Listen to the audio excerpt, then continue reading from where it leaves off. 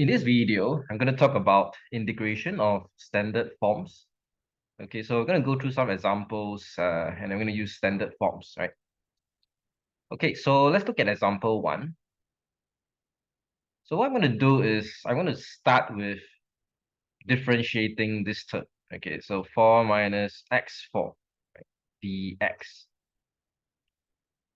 Okay, so if you differentiate this, you realize that you will get half of 4 minus x to the power of 4 to the power of negative half times negative 4x cubed, right? So this is like a chain rule.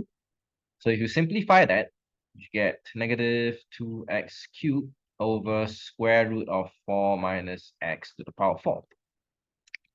Okay, now you notice that this is very similar, right? It's very similar to the original question. So normally when I see something like that, so okay, what is my thought process, right? So if you look at the numerator, right, the numerator is the x cubed. So the numerator is actually the derivative of what is inside the square root, right? It's a constant multiple of derivative, right? So if you differentiate this term, 4 minus x to the power of 4, you get negative 4x cubed, right? So that's what I mean by a constant multiple. So when you have something like that, you can consider this technique, okay? So that's my thought process and my intuition. Right? Why did I decide to differentiate this? Okay, so let's see where it will go from here. Okay, so since we got something very close to the original question, how do I make it the same, right? So I want to go one step further. I want to make it the same. So I need to get rid of the negative 2, right? So to get rid of the negative 2, I have to times negative half throughout. Okay, so when I multiply by negative half throughout, I would get negative half d square root 4 minus x to the power of 4 dx equals to x cubed over square root 4 minus x to the power of 4. Okay, so I'm going to integrate both sides of this equation, right, with respect to x. Okay, so the integral here and the derivative here will actually neutralize each other, right? So this would just be negative half of square root 4 minus x to the power of 4. Okay, so that tells us that the integral of this is negative half square root 4 minus x to the power of 4, right?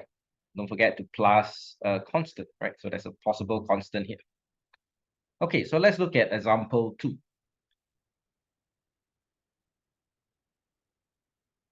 Okay, so the same thing, right? So if you look at this term here, right, there's an x squared, right? 4 to the power of x squared.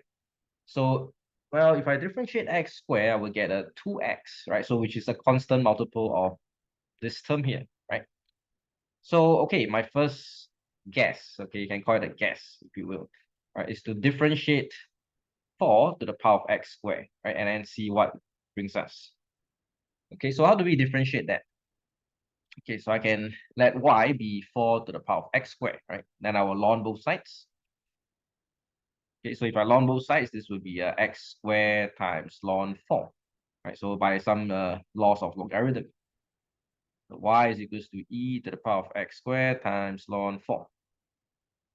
Okay, so now we can dy dx, right? So if you differentiate this, right? So we differentiate this term, that should be 2 ln 4 times x, okay? Then times e to the power of x squared times ln 4, right? So we should get something like that. Okay, so let's simplify things. Okay, so 2 ln 4, I can bring the 2 and it can become the power of 4, so that will be ln 16. Okay, so the x is still there, and what's going to happen to this? Okay, so I'm going to make x squared the power of 4, right? Okay, so exponential and logarithms, they're actually inverse functions of each other. Okay, so that means this would become 4 to the power of x squared, right? So just take note here, okay? Just a little note, right? So you have e to the power of ln fx.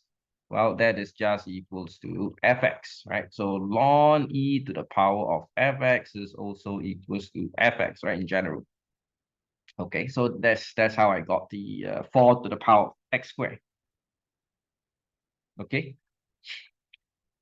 All right. So, well, okay. So if you look at this, hey, this is very similar to the question again, right? So there's 4 to the power of x squared. So the only thing that I don't really want is the ln 16, right? So, okay, so what does that tell us? Right? So just let me rewrite this thing, right? So when you differentiate 4 to the power of x squared with respect to x, you get this. So if I don't want the ln 16, right, I will divide both sides by ln 16, right? Okay, so I'm just going to do it here. So I'm going to divide both sides by ln 16.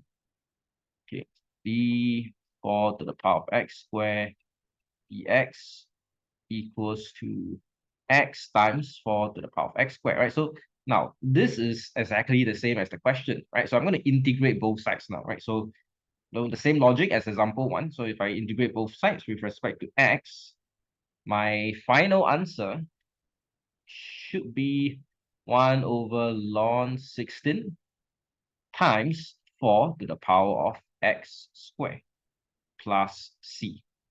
All right, and that's it for example 2. Okay, so let's look at the third example.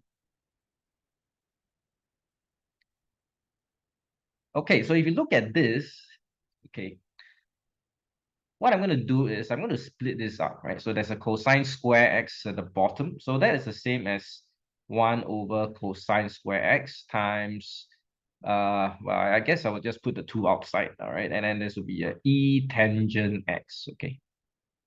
Okay, so I'm just going to rewrite it, right? So nothing has changed. I'm just changing the way it looks. Okay, so what am I doing that? Okay, so if you realize that 1 over cosine square is actually a secant square, right? Secant square, okay, e tangent x. So why did I bother to change it to a secant square? Because I know that, if I differentiate tangent, I'm going to get secant square. Okay, okay, so basically, now to ask myself again, right? So when I differentiate e tangent x, right, what do I get? I will get secant square x e tangent x. Okay, so that is exactly the same as the question, right? Or almost exactly the same, right? Except that I wanted a 2. So if I wanted the 2, well, I'll just have to times 2 both sides, right?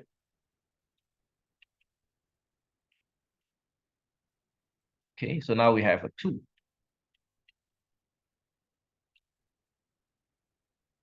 Now, this is exactly the same as the question, right? So except that I already put the 2 outside, you can put it back in actually. Okay, so if I would integrate both sides, right, with respect to x, okay, so I'm just going to write directly here. You can see that, the integral and the derivative is going to cancel out each other, and the final answer should just be 2e tangent x. Right, so 2e to the power of tangent x plus c. Okay, so that's the end of example 3. So if you find the video helpful, please subscribe and like the video. Thank you.